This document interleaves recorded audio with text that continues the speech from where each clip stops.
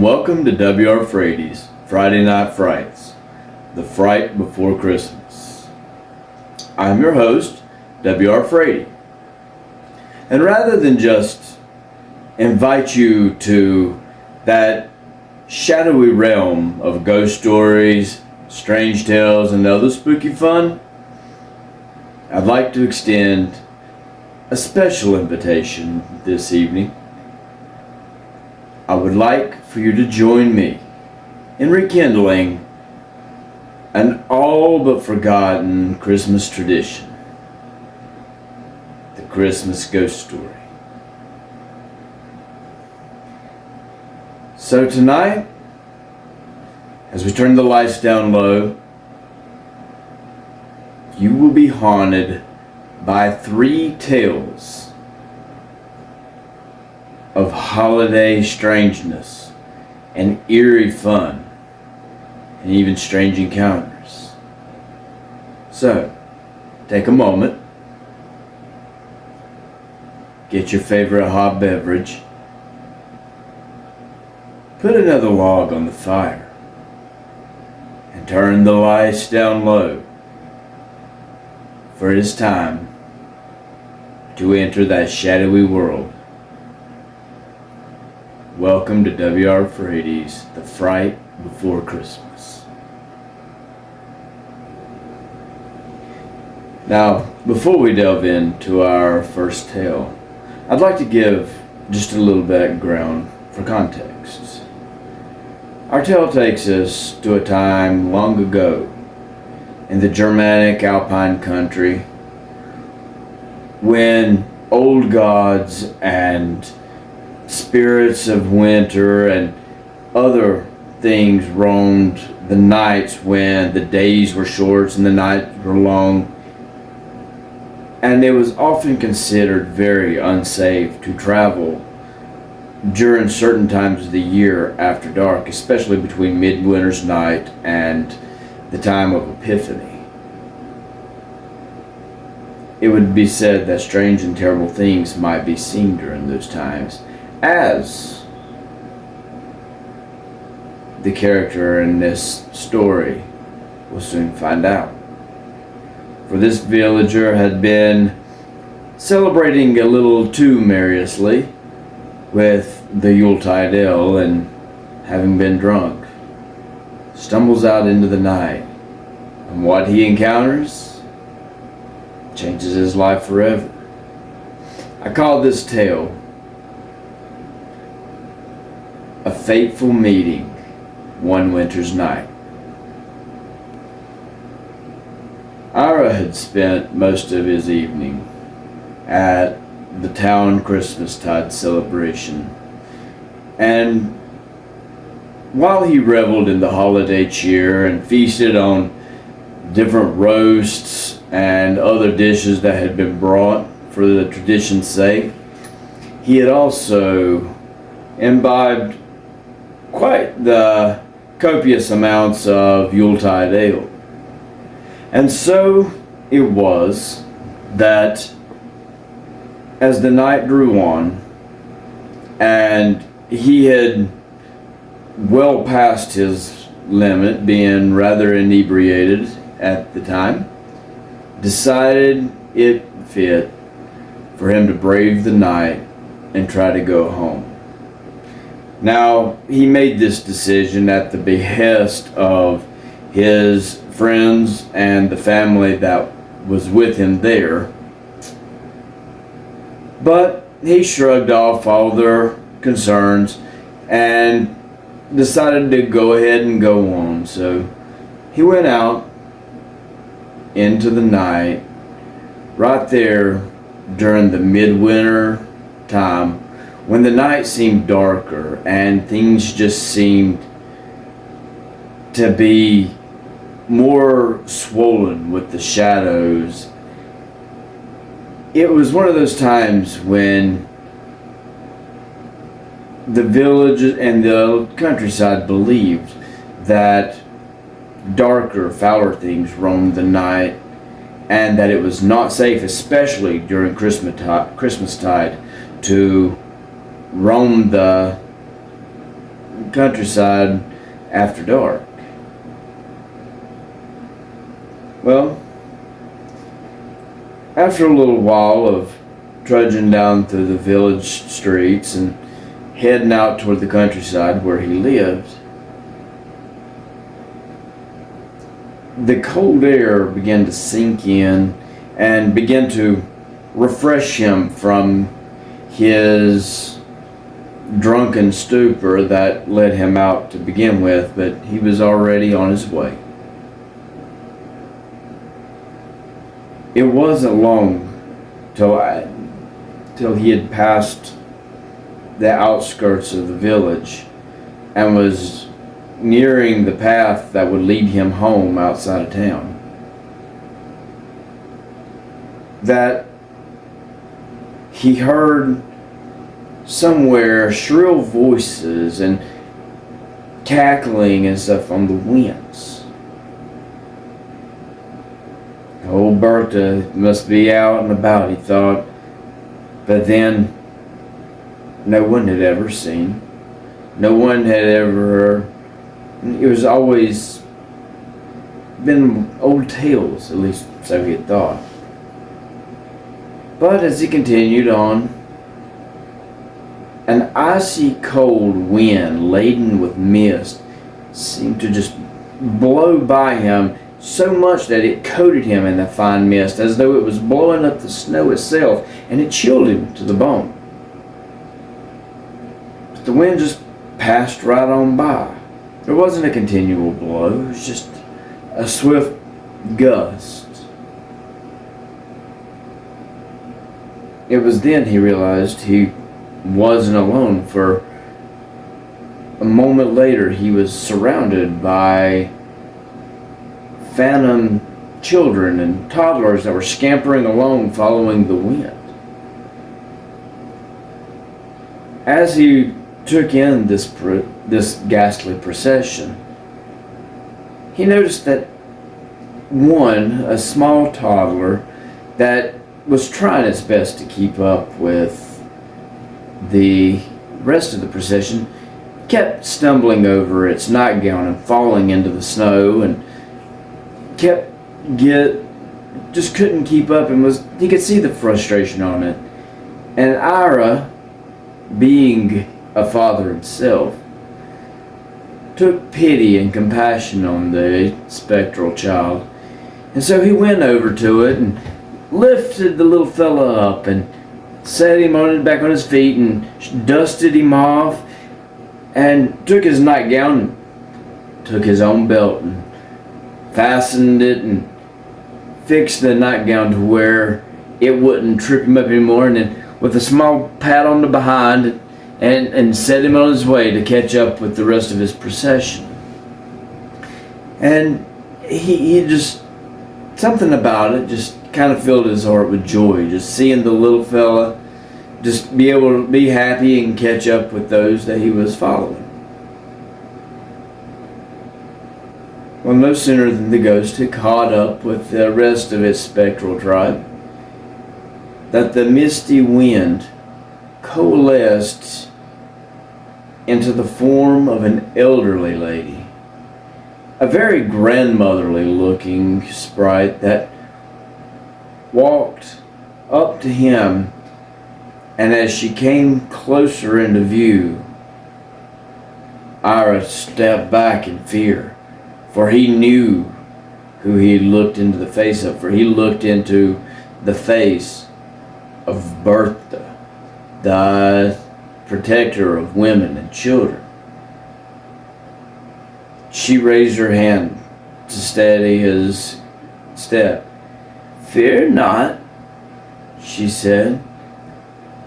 "You are a kind soul, and for your kindness, may your house, and most of all, may your children be blessed," she said. "For your kindness this night will reflect on them all." And with that, she stepped back. And as she stepped back, she vanished into the night air, followed in suit by the phantom procession of children and toddlers that went along their way. Ira stumbled on home, unable to believe the encounter that he had just had. Yet, as he went inside, and his wife and had other children met him, he decided to tell them about his encounter on the way home. His wife kind of giggled and kind of chided at him a bit, chalking the whole story up to wonderful imaginations of eerie and spooky themes about the legends, and more than a little bit of alcohol and having too much ale, that he was seeing things. However, true to her word, Bertha's blessings came to pass, for his household prospered, and his children grew and lived very happily and blessed until the end of their days. Our second story tonight takes us from the alpine Germanic countryside across the Alps into the Carpathians, where an unwary traveler happens upon a most unusual Christmas party. I call this an extraordinary Christmas celebration.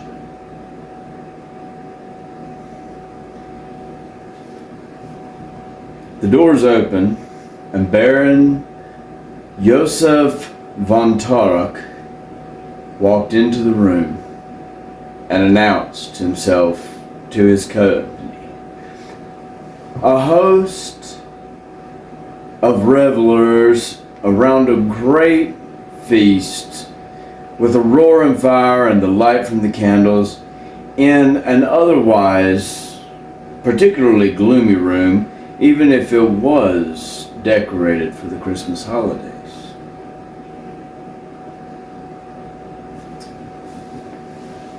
The Baron walked up, rapped on the table. "Gentlemen, ladies, arise," he said. "Welcome.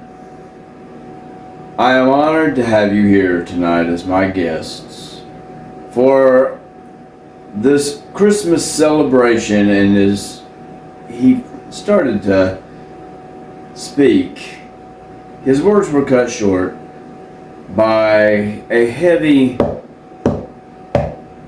knock at the door.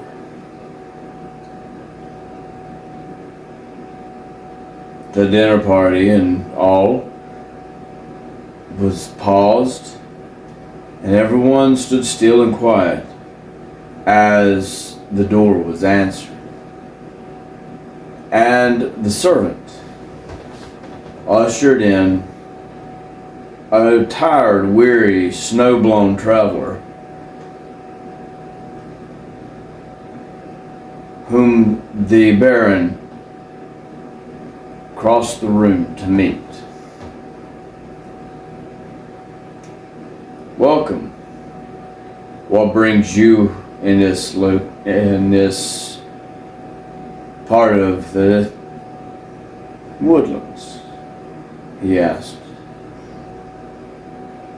"I must say, a most unfortunate misfortune. I was traveling abroad and got lost," the traveler said. I beg of your assistance and of your appreciate your hospitality and let me in on such a cold, blustery eve of Christmas. So, well, traveler, if you're going to enter in, please join us at our table and feast with us this night. But first, may we have your name?" I am Christoph Berson, he said, stammering from the cold and still trying to shake off the chill. I'm Christoph Berstein, he says. And you, he says, I'm Baron Joseph von Torak. Please, have a seat and help yourself to the wine, the food. Join in our merry group. And so it was.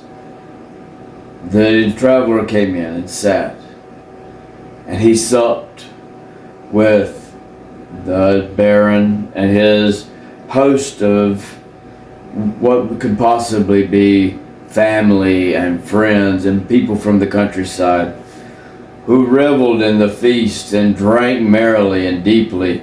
And the fireplace, although it roared with flame and put in light, barely cut the heat and barely knocked the edge off of the cold in that great feast hall of a room. And even as he ate, he noticed that the room seemed to have shadows encroaching in, despite the abundance of candles and candlelight that surrounded him, along with the Christmas decor, and to his curiosity, the cobwebs that adorned that Christmas decor, as though it was some sort of grim tinsel. Well, after they had had a few moments to eat, and he was listening in on various conversations, Baron Joseph looked up and addressed Christoph. So tell us, what brings you out on such a late, terrible, and cold evening, especially in these remote parts of Transylvania? The Christoph stopped, took him a drink of his ale, and stood up. He says, I beg your pardon, but it seems that I had a most unfortunate circumstance that brings me out this way, as I was traveling abroad to visit family near Cluj. It wasn't until we hit the forests of Transylvania and the plateaus that we were beset, that my carriage and our horses was beset by a most ravenous pack of wolves that tore after us with such fervor that we thought they may run us off the road. Our horses, our being mine and the carriage owner, who I must return that article to, the horses ran at breakneck speed, and we seemed to lose the wolves as we hit the mountain passes. But so hard was the wagon being driven, and the cold and ice and moisture had gotten to the wheels, when, upon hitting a rocky patch, the wheel shattered and left us stranded in a snowbank. So, as night had set in, and I was bereft of wanting to stay in that cold carriage without any hope of anyone coming to find us, I took one of the horses and rode and started following the road to hopefully find somewhere I could either stay for the night or get some help, or both. I'm glad I made that choice, as no sooner than I had hit the next forest line that I heard the wolves that we had thought lost had caught up, and I heard them struggling immensely. The horses that had been left behind, I heard struggling immensely as the wolves closed in. I hoped that they were able to find their way free and get away from their pursuers. But the wolves also pursued me, and up to a certain point, when I entered the darker part of the woods, I noticed that the wolves had fallen away, but I had come up on a stranger, more curious country. And one in which the spaces between the trees were swollen with darkness, and shadowy forms moved just at the edge of vision. I could tell that it wasn't just my unease, but my horse felt it too, as it carried me up to these gates, and which brought me here to where I rapped on your door, and well, here I am, and now I'm here in a magnificent host and dining with you folks. I do beg your pardon for my abrupt intrusion, however unmeaning it might have been. The Baron just raised his hand, nodded. An interesting story indeed. Well, you're welcome to stay, partake of our food, join in our revelry and our company. And since you entreated us with such a wonderful story, you may continue to join and rest here peacefully tonight. And so the night continued on. Stories were told, laughter, games, singing was done, and the Christmas ale and meads were passed out and drunk, and food was consumed, and laughter and mirth filled the halls. And as it did, the night passed, until finally, at last, the Baron stood up, raised his goblet aloft. Gentlemen, ladies, arise. I would like to propose a hearty toast to such a fine company as one might have for dinner tonight, and to our guest who has showed up unwittingly on our door. And everyone hoisted their mugs and their tankards and their goblets, and gave a resounding cheer and drank deeply.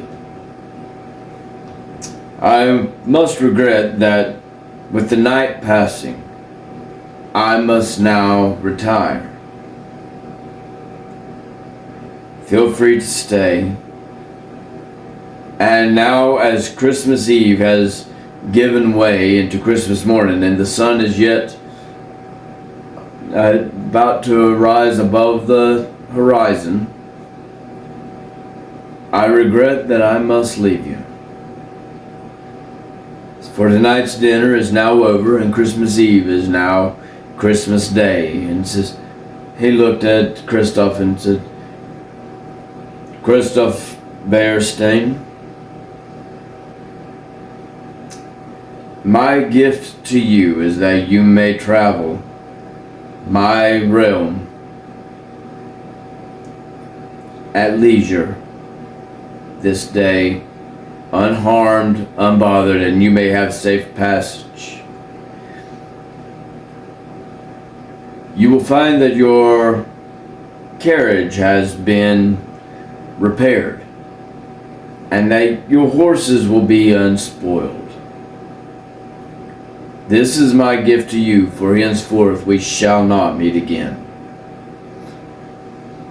And with that, he bid his guest and his company good night. And with that, he walked out the door and into the shadows. And as he walked into the door, walked that way, the host of dinner company and people from around and family and friends, rather than walking out the door, one by one began to wink out of existence until the very last one gave his Christmas cheer and faded out.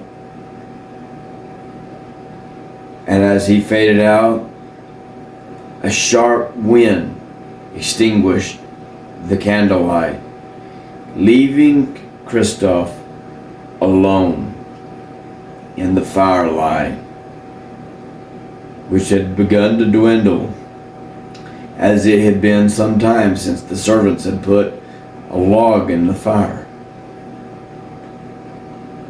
Excuse me.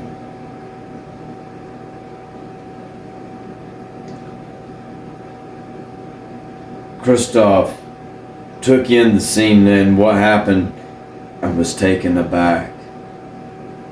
For he had heard of strange and wondrous things that might be seen on a Transylvanian evening when one was abroad, especially in the colder nights of the year.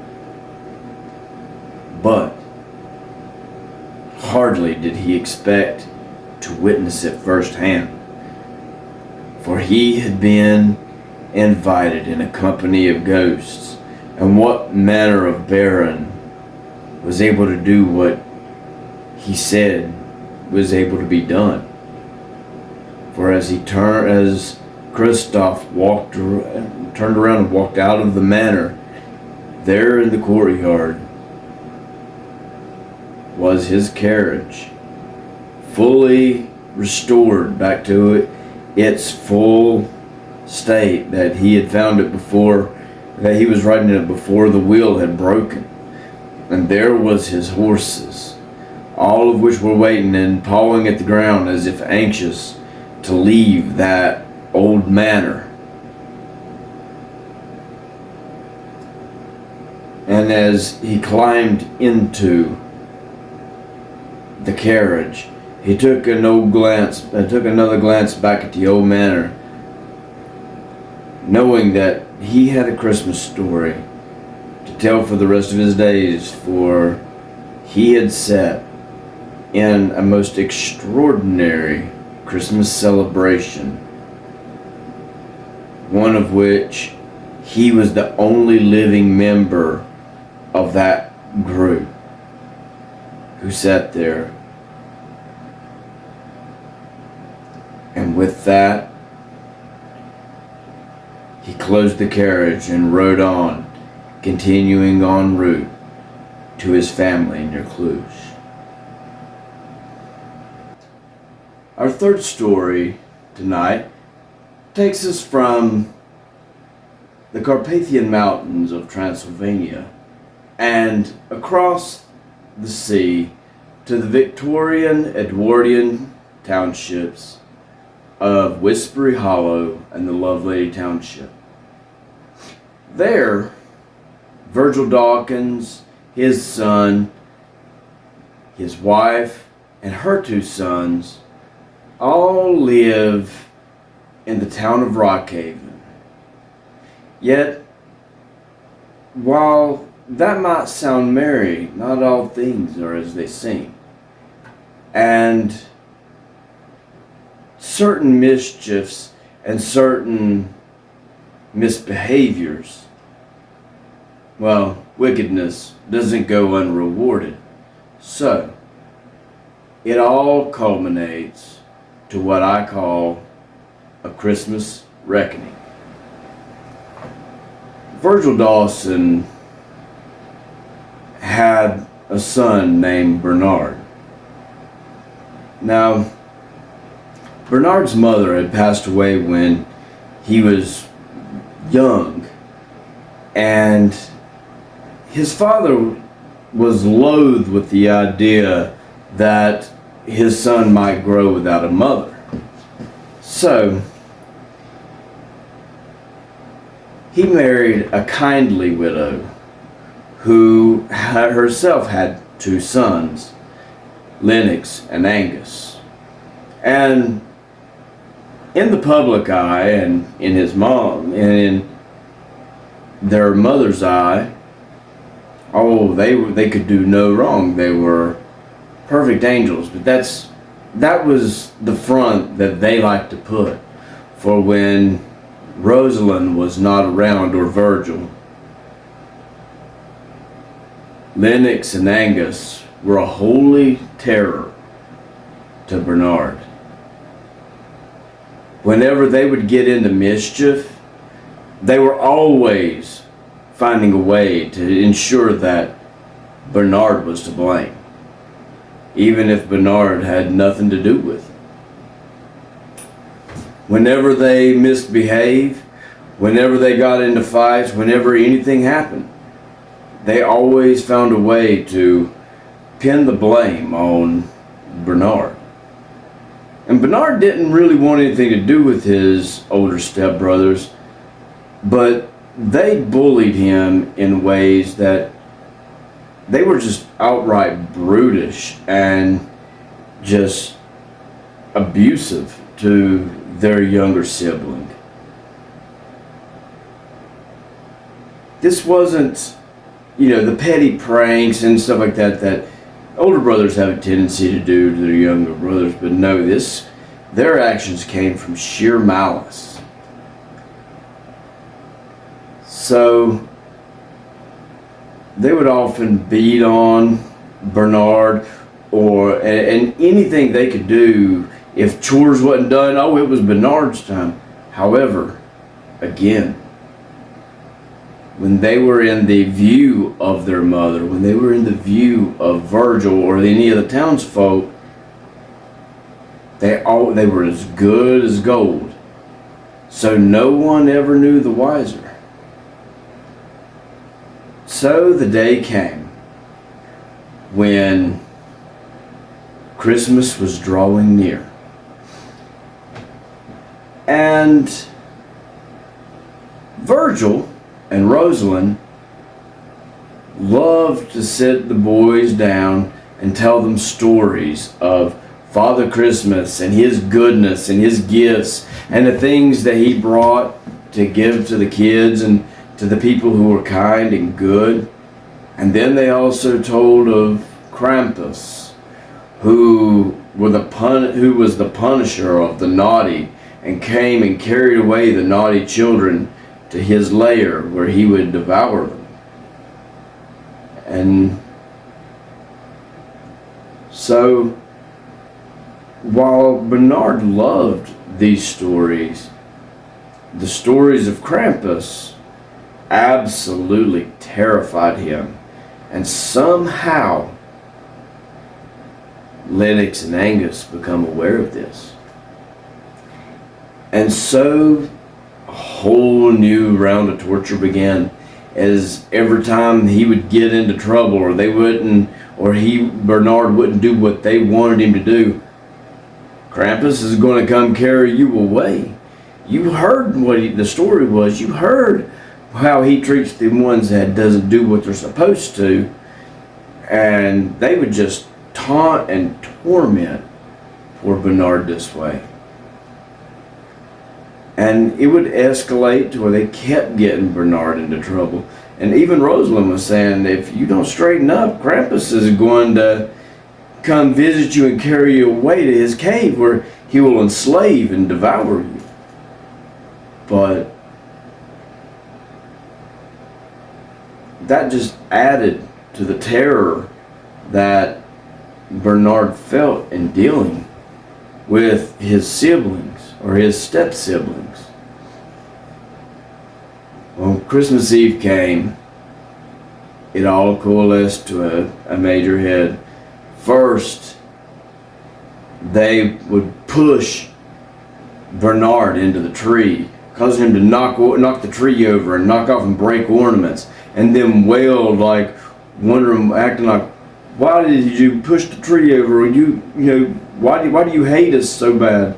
And just putting on the whole act. And again, They hooted and howled with laughter as Bernard was punished for their misgivings. Then Lennox and Angus cornered Bernard and beat him up for the tree, and then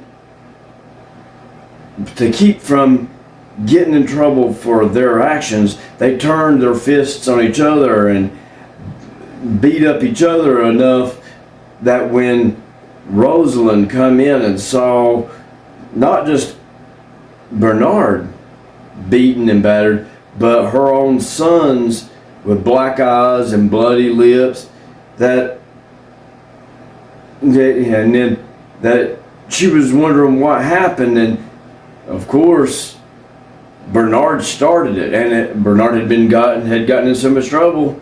Who was going to believe Bernard when he was the one accused of starting a fight with them when he never even threw a punch? But the final straw came when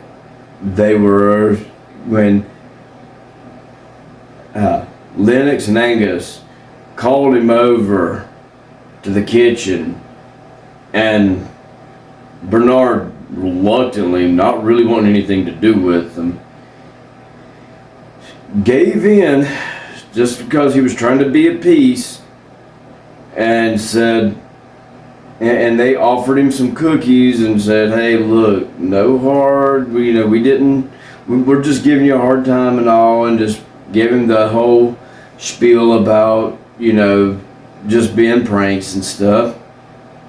But then just as soon as he had taken the cookies and started to walk out of the room, Lennox reached over and shoved a cookie jar off of the counter and shattered it. So when Rosalind and Virgil come in and they saw the broken pieces of the cookie jar and cookies scattered everywhere, and lo and behold, who's holding the cookies? Was Bernard. And so Virgil walked over and said, look, son, I don't know why you've been acting up like this so much.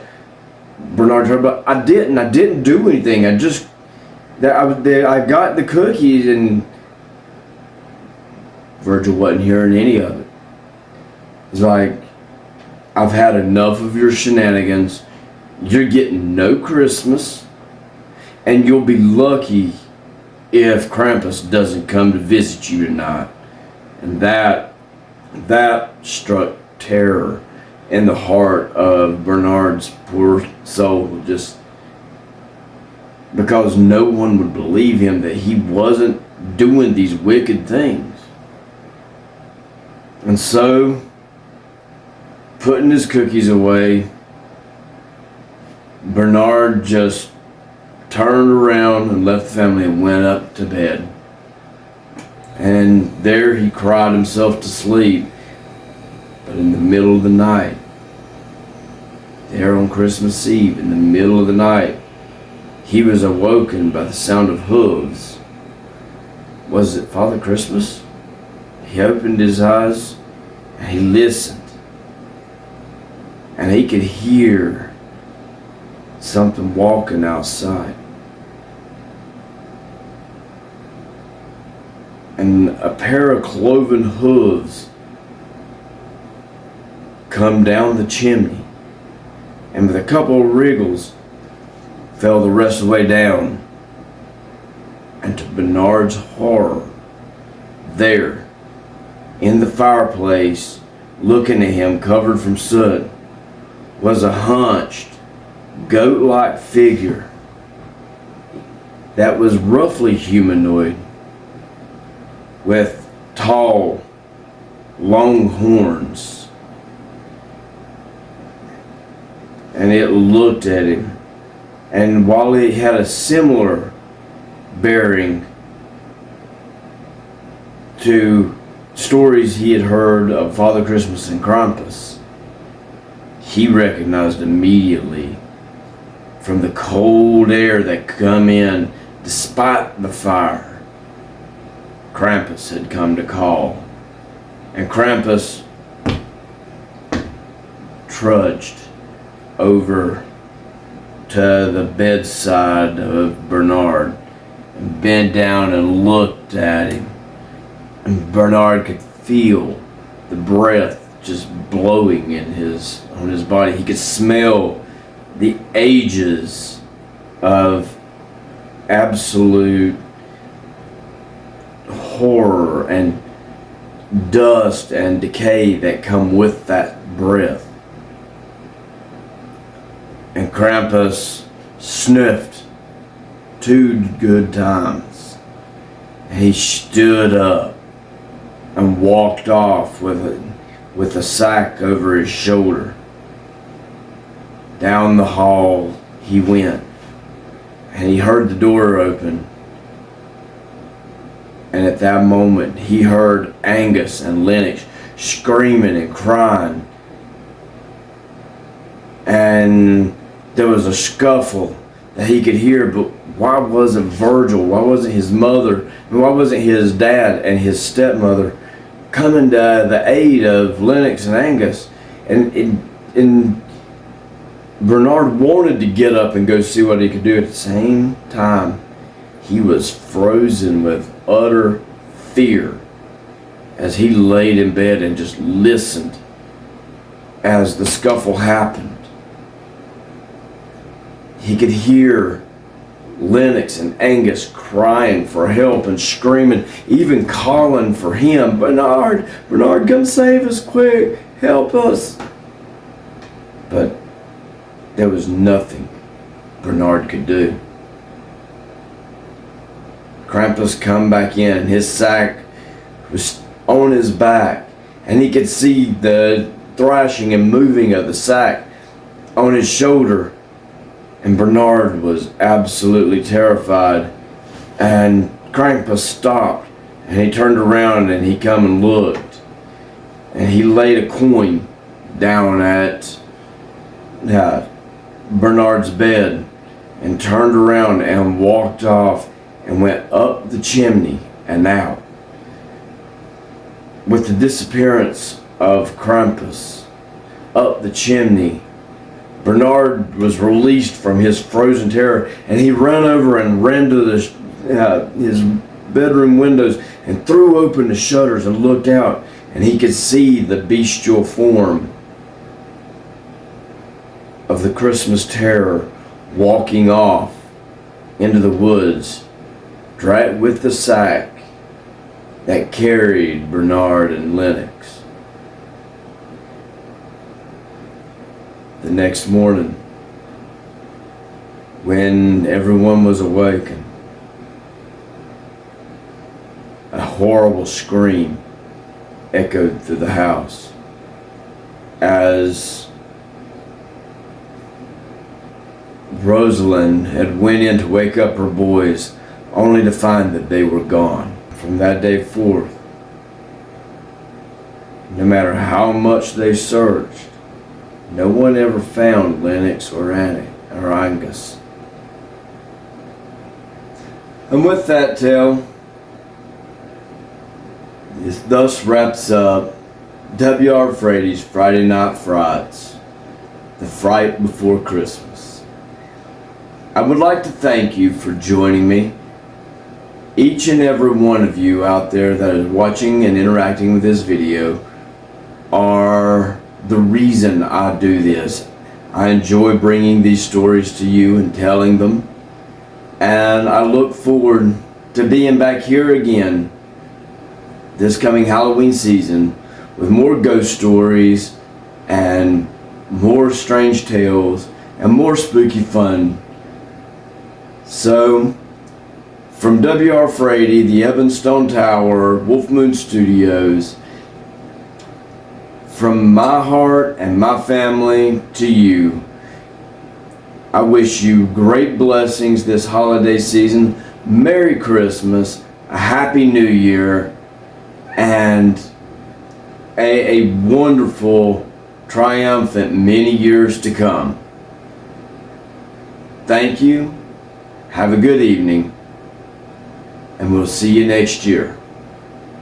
This is W.R. Frady. Good night.